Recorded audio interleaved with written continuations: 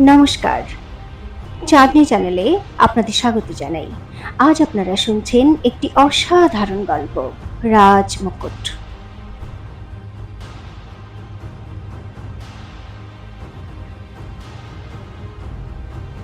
চন্দ্রাবতীকে কোলে নিয়ে বীরেন্দ্র প্রতাপ নিজের ঘরে ঢুকছিল। তখনই মোহিনী দৌড়ে দৌড়ে বাইরে এলো। মহারাজ, আপনি আমাকে এখানে একা রেখে কোথায় চলে গেছিলেন? মোহিনী চিন্তিত হওয়ার নাটক করে বলল। আর মহারানীও কি আপনার সঙ্গে গিয়েছিল?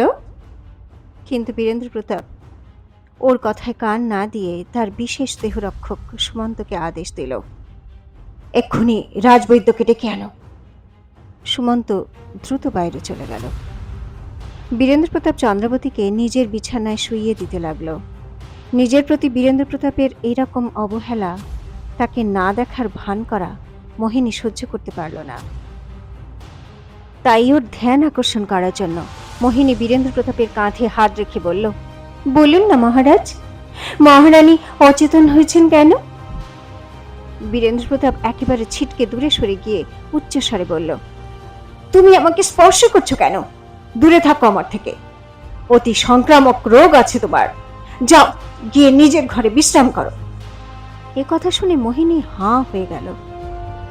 আচ্ছা, তাহলে এটাই হলো আসল কারণ, যার জন্য মহারাজ আমার থেকে দূরে পালাচ্ছেন। আমি স্পর্শ করলে রেগে যাচ্ছেন, কিন্তু এ কথা ওনাকে কে বলল যে আমার সংক্রামক রোগ আছে? রাজবৈদ্য নাকি চন্দ্রাবতী? মোহিনীকে দাঁড়িয়ে থাকতে দেখে বীরেন্দ্র প্রতাপ বলল, এখানে দাঁড়িয়ে দাঁড়িয়ে কি করছো তুমি? যাও এখান থেকে। বীরেন্দ্র প্রতাপের ব্যবহার দেখে মোহিনীর মুখ ফ্যাকাশে হয়ে গেছিল। ও নিজের এই অপমান নীরবে সহ্য করে চলে গেল সেখান থেকে। তখনই রাজবৈদ্য ঘরে প্রবেশ করল আর চন্দ্রাবতীকে পরীক্ষা করতে লাগলো। চিন্তার কোনো কারণ নেই মহারাজ, রাজবৈদ্য হেসে বলল। এ পরিশ্রম আর নিদ্রার অভাবে অচেতন হয়ে পড়েছেন মহারানী মা, এক্ষুনি জ্ঞান ফিরবে। রাজবৈদ্য যাওয়ার পর বীরেন্দ্র প্রতাপ স্বস্তির নিঃশ্বাস ফেলে বিছানায় চন্দ্রাবতীর পাশে বসে পড়ল। চন্দ্রাবতী তখনও অচেতন হওয়ার নাটক করছিল, আর বীরেন্দ্র প্রতাপের কাছে মোহিনীকে অপমানিত হতে দেখে যেখানে ও খুব খুশি হচ্ছিল, সেখানে বীরেন্দ্র প্রতাপের ওর জন্য এত চিন্তা দেখে ওর মনে সন্দেহ হচ্ছিল। আসলে কারণটা কি যে বীরেন্দ্র প্রতাপ আমার সব অপরাধ ক্ষমা করে দিচ্ছেন? ওর মাথায় কোনো ষড়যন্ত্র চলছে না তো? এদিকে বীরেন্দ্র প্রতাপের চোখ একভাবে চন্দ্রাবতীর চোখের দিকেই নিবিষ্ট ছিল। চন্দ্রাবতী, আমি জানি না তুমি মহল থেকে পালিয়ে কার সঙ্গে আর কেন দেখা করতে চাইছিলে, কিন্তু একটা কথা ঠিক, যদি তুমি আমার শত্রুদের সঙ্গে হাত মেলানোর চেষ্টা করে থাকো, তাহলে পরিণতি শুধুই মৃত্যু হবে তোমার। তোমাকে এখনো পর্যন্ত শুধু এই জন্য ক্ষমা করেছি কারণ তোমার নতুন রূপ আমার সমস্ত পাটরানীদের থেকে একেবারে আলাদা, আর খুব সুন্দরও। কিছু তো আছে তোমার মধ্যে যা তোমার দিকে আমাকে তীব্রভাবে টেনে নিয়ে যাচ্ছে। ভাবতে ভাবতে বীরেন্দ্র প্রতাপের হাত নিজে নিজেই চন্দ্রাবতীর মুখে পড়ে থাকা এলোমেলো চুলগুলোকে সরিয়ে ঠিক করতে লাগলো। এই স্পর্শ চন্দ্রাবতীকে ভিতর থেকে রোমাঞ্চিত করে দিচ্ছিল। ও এক ঝটকায় নিজের চোখ খুলে দিল। বীরেন্দ্র প্রতাপ তাড়াতাড়ি নিজের হাত পিছন দিকে সরিয়ে নিল। মহারাজ, আমি আমি কোথায়? চন্দ্রাবতী জেনে বুঝে মোহিনীর মতো করে বলল, আর চোখ বড় বড় করে এদিক ওদিক দেখতে দেখতে জিজ্ঞাসা করলো, এটা কোথায়? আর আপনি এখানে কি করছেন? চন্দ্রাবতীর জ্ঞান ফেরার পর বীরেন্দ্র প্রতাপ নিজের ব্যবহার শক্ত করে নিল। বিছানা থেকে উঠতে উঠতে বলল, তুমি যেখানেই আছো সুরক্ষিত আছো, কিছুক্ষণ আরাম করে নাও, একটু পরে রাজমহলের জন্য আমরা রওনা দেব। বলার সঙ্গে সঙ্গে ও ঘর থেকে বেরিয়ে পড়ল। চন্দ্রাবতীর ঠোঁটে হাসি দেখা গেল। আমি জানি বীরেন্দ্র প্রতাপ, তুমি আমার সামনে নাটক করছো, হয় ভালো সাজার নয়তো খারাপ সাজার, কিন্তু আমাকে যে কোনোভাবে তোমার ভরসা জয় করতেই হবে, যাতে আবার শাহী মোহর হস্তগত করতে পারে। কিছুক্ষণ পরে সরাইখানা থেকে রাজমহলে যাওয়ার জন্য প্রস্তুতি শুরু হলো। সূর্যপ্রতাপ ও সুমন্ত সৈন্যদের সঙ্গে সবার আগে রওনা দিল। ওর পিছনে ছিল বীরেন্দ্র প্রতাপের পালকি, যাতে মোহিনীর বদলে বীরেন্দ্র প্রতাপের সঙ্গে ছিল চন্দ্রাবতী। এ যে আজ উল্টো গঙ্গা বইছে সুমন্ত, কি হলো হঠাৎ? সূর্যপ্রতাপ সুমন্তের সঙ্গে ফিসফিস করে বলল, মহারাজের সঙ্গে ওনার প্রিয় রানীর বদলে আজ মহারানী বসে আছেন। সুমন্ত একটু হেসে বলল, হুম হুম হুম, এক রাতেই সমস্ত পাশা পাল্টে গেছে রাজকুমার। আর ওই দেখুন, রানী মোহিনী সবার পিছনে একা একা আসছেন। সূর্যপ্রতাপ পিছন ঘুরে দেখে হাসতে লাগলো, কারণ শোভাযাত্রার পিছনে একটা পালকিতে একা মোহিনী বসেছিল। বীরেন্দ্র প্রতাপের পাটরানী হওয়ার পর আজ এই প্রথমবার ও অপমানিত হয়েছিল, তাও আবার খোদ মহারাজের হাতে। মহারাজ, আজ আমাকে দুধে পড়া মাছের মতো ছুঁড়ে ফেলে দিলেন, মোহিনী মনে মনে বলছিল। কিন্তু কিন্তু না, এতে মহারাজের কি দোষ? এই সব পরিকল্পনা তো ওই ধূর্ত চন্দ্রাবতীর। মোহিনীর মনে হচ্ছিল এক্ষুনি চন্দ্রাবতীকে হত্যা করে, কিন্তু সেটা সম্ভব ছিল না। তাই ও নিজের রাগ ও অপমান সহ্য করে চুপচাপ বসেছিল। দুপুরের দিকে শোভাযাত্রা রাজমহলে এসে পৌঁছল। সারা রাস্তা বীরেন্দ্র প্রতাপ ও চন্দ্রাবতী দুজনে চুপচাপ বসেছিল। মহলে পৌঁছে যারাই চন্দ্রাবতী ও বীরেন্দ্র প্রতাপকে একই পালকিতে দেখল, তারাই অবাক হয়ে দেখতেই থাকলো। মোহিনীর দিকে কারো কোনো নজর ছিল না।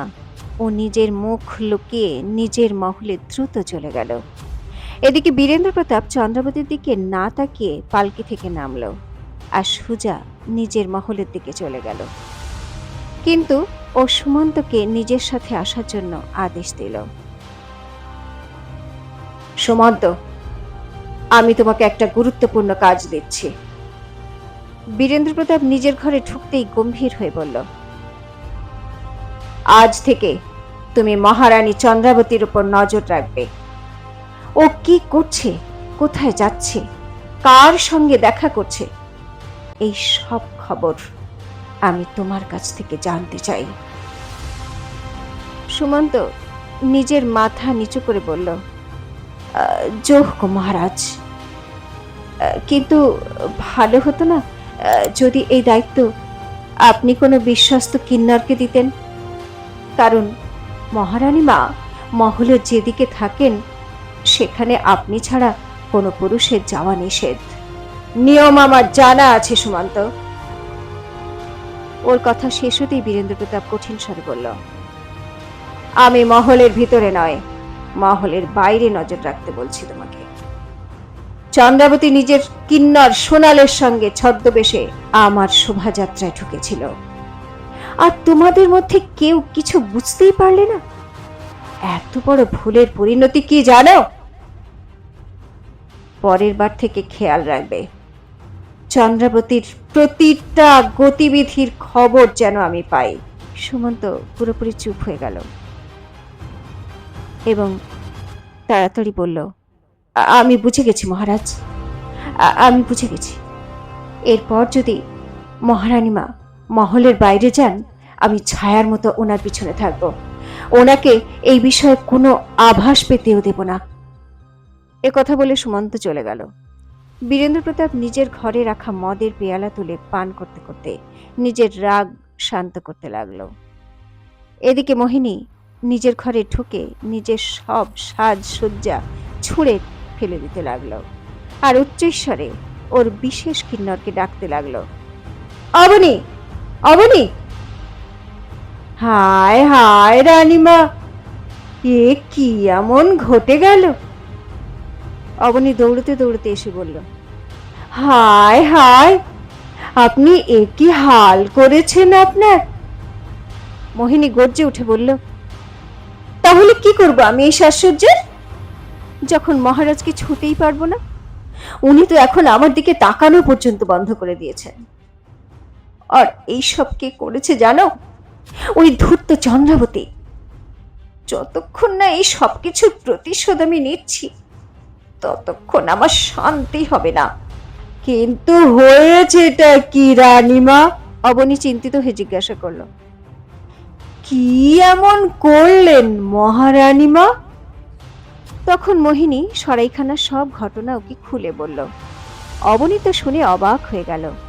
তারপর ও কিছু ভেবে বলল, তার মানে অচেতন হওয়ার নাটক করলেন আপনি, আর সুযোগ নিলেন মহারানীমা।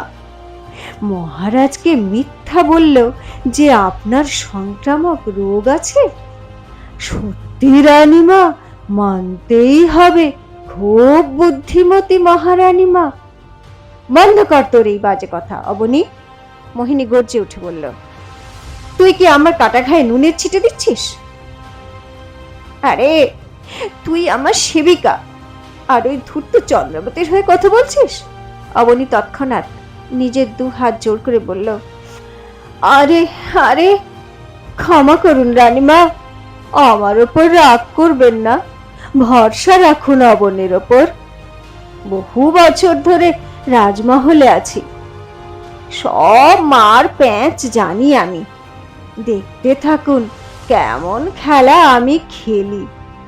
যদি মহারানীমাকে দিনে তারা না দেখিয়ে দিতে পারি, তো আমার নামও অবনী নয়। আপাতত ঠান্ডা ঠান্ডা শরবত খান আপনি। এ কথা বলতে বলতে অবনী মোহিনীর দিকে শরবতের গ্লাস এগিয়ে দিল, আর ওকে নিজের এক ষড়যন্ত্র বোঝাতে লাগলো, যেটা শুনে মোহিনীর চোখ চকচক করে উঠল। এদিকে চন্দ্রাবতীও আয়নার সামনে বসে নিজেকে দেখছিল। আজ অনেক দিন পরে ওর মনে একটু সাজসজ্জা করার ইচ্ছা জাগছিল। তখনই ওর পিছনে সোনালের কণ্ঠস্বর শুনতে পেল। হায় হায়, নজর না লাগুক আমার মহারানীমার। ঘরে ঢোকার সঙ্গে সঙ্গে সোনাল বলল, আজ প্রথমবার আপনাকে এরকম সাজসজ্জা করতে দেখছি। চন্দ্রাবতীর গাল লজ্জায় লাল হয়ে গেল। ও হেসে বলল, হ্যাঁ সোনাল, জানি না কেন আজ খুব সাজতে ইচ্ছে করছে আমার। সোনালও হেসে বলল, এই সব কিছুর কারণ মহারাজ আপনার কাছে আসার জন্যই হচ্ছে মহারানীমা। আমার তো মনে হয় মহারাজ খুব শীঘ্রই ওনার কৃপা দৃষ্টি আপনার উপরেই দেবেন। আরে আরে চুপ কর, চন্দ্রাবতী বলে উঠল। আমার কারো কৃপা বা দয়ার দরকার নেই। আর তুমিও তো জানো, মহারাজ যা কিছু করেন শুধুমাত্র নিজের মতলবের জন্যই করেন। আর ওনার মতলবের শুধু একটাই জিনিস আছে, সুন্দর শরীর, সেটা মোহিনীর হোক বা আমার। চন্দ্রাবতীর কথায় সততা ছিল, যেটা সোনাল বুঝতে পারল। তখনই চন্দ্রাবতী ওকে ইশারা করে পাশে ডেকে বলল, সোনাল শোনো, তোমাকে আমার একটা কাজ করতে হবে। পারবে তো করতে? সোনাল হ্যাঁ বলতেই চন্দ্রাবতী ওকে একটা চিঠি দিল, যেটা একটা ক্রস ও চাঁদের চিহ্ন ছিল। সোনাল কিছু বুঝতে পারল না। ও কৌতুক মাখা মুখে জিজ্ঞাসা করল, এই চিঠিতে তো শুধুমাত্র 2টো চিহ্ন মহারানীমা। হ্যাঁ, এই 2টো চিহ্ন দেখলেই মাধব কোনো ভুল পদক্ষেপ নেওয়ার আগে থেমে যাবে। চন্দ্রাবতী বলে বোঝাতে লাগলো, ক্রস হলো কোনো পদক্ষেপ নেওয়া থেকে আটকানো, আর চাঁদ ওর নাম চন্দ্রাবতীর স্বাক্ষর।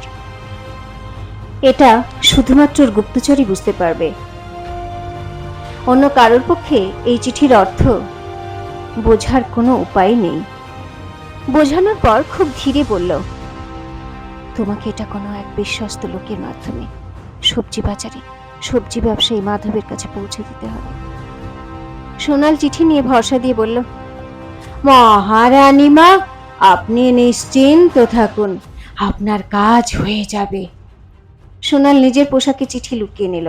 তখন বাইরে থেকে আওয়াজ এলো, প্রণাম মহারানী মা, আমি ভিতরে আসতে পারি কি? চন্দ্রবতী ও সোনাল চমকে গিয়ে দেখল মোহিনী ঘরে ঢুকলো। চন্দ্রবতীকে সাজসজ্জায় দেখে বলল, আমি জানতে এসেছিলাম আপনি এখন কেমন আছেন। কিন্তু আপনি তো পুরোপুরি সুস্থ দেখছি। আসলে সত্যি কি আপনি অজ্ঞান হয়ে গিয়েছিলেন, নাকি অজ্ঞান হবার অভিনয় করছিলেন? একথা শুনেই চন্দ্রবতী ওকে তীক্ষ্ণ দৃষ্টিতে দেখল। সঙ্গে সঙ্গে মোহিনী হেসে বলল, আরে রাগ করবেন না মহারানী মা, আমি তো একটু মজা করছিলাম। আপনি নিশ্চয়ই সত্যি সত্যি অচেতন হয়েছিলেন। কিন্তু রাজবৈদ্য কিভাবে আপনার জ্ঞান ফেরালেন? কোনো ওষুধ দিয়ে, নাকি মুখে জলের ঝাপটা দিয়ে? আর হ্যাঁ, কোনো সংক্রামক রোগ হয়নি তো আপনার? কোনো ছোঁয়াচে রোগ?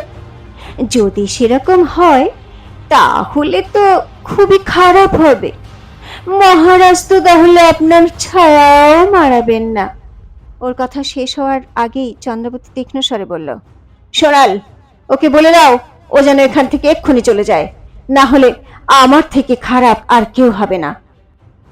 সোনাল কিছু বলার আগেই মোহিনী সঙ্গে সঙ্গে বলল, যাচ্ছি যাচ্ছি মহারানী, যাচ্ছি। শুধু কৃতজ্ঞতা জানাতে চাই আপনাকে। আপনার দেওয়া ওষুধে আমার শরীরের বিষ অনেকটাই কমে গেছে। আরো একবার ধন্যবাদ মহারানী মা। নিজের খেয়াল রাখবেন আপনি। মোহিনী এক বিষাক্ত হাসি দিয়ে ওখান থেকে চলে গেল। এটা দেখে সোনাল চন্দ্রবতীকে বলল, আমার তো কোনো গন্ডগোল লাগছে মহারানী মা। রানী মোহিনীর মতলব কিছু ঠিক লাগছে না আমার। ওর যা করার করতে দাও ওকে সোনাল। চন্দ্রবতী অগ্রাহ্য করে বলল, আমি জানি ও আমার থেকে বদলা নেওয়ার জন্য ছটফট করছে, কিন্তু শিশু এখনো আমার কাছে। জানি না ও কার সঙ্গে শত্রুতা করছে। কিন্তু 1 ঘন্টাও কাটেনি, তার মধ্যেই মোহিনীর কিন্নর অবনী চন্দ্রবতীর ঘরে ঢুকে এলো। চন্দ্রবতী ও সোনাল হঠাৎই চমকে উঠল। তখনই অবনীর পিছন পিছন অনেক কিন্নরও এসে পৌঁছলো সেখানে। ওদের সবার হাতে তলোয়ার চকচক করছিল। অবনী! সোনাল রেগে গিয়ে বলল, কি স্পর্ধা তোমার? কোনো অনুমতি ছাড়া মহারানীমার ঘরে ঢুকে পড়লে, তাও আবার নিজের দলবল নিয়ে। জানো এতে কি শাস্তি হবে তোমার? অবনী সোনালের দিকে না তাকিয়ে চন্দ্রবতীর দিকে ঘুরে বলল, মহারানী মা, আপনাকে আমাদের সঙ্গে যেতে হবে। আমি আপনাকে গ্রেফতার করতে এসেছি। একথা শুনে চন্দ্রবতী অবাক হয়ে গেল, কিন্তু নিজেকে সামলে নিয়ে জিজ্ঞাসা করল, কিন্তু কেন? আমার অপরাধ কি? অবনী সঙ্গে সঙ্গে স্পর্ধিত স্বরে বলল, আপনি বিষ নামানোর নাম করে রানী মোহিনীকে যে জড়িবুটি দিচ্ছেন তার মধ্যে বিষ আছে। আপনি ওনাকে মারতে চাইছেন। কি কি? চন্দ্রবতী আর সোনাল একসঙ্গে বলে উঠল, সত্যি কি ওই জড়িবুটিতে বিষ আছে, নাকি মোহিনী কোনো ষড়যন্ত্র করেছে? কিভাবে এই ষড়যন্ত্র থেকে বেরিয়ে আসবে চন্দ্রবতী? জানার জন্য শুনতে থাকুন রাজমুকুট, এক ঐতিহাসিক প্রতিশোধ, শুধুমাত্র চাঁদনির সঙ্গে চাঁদনি চ্যানেলে।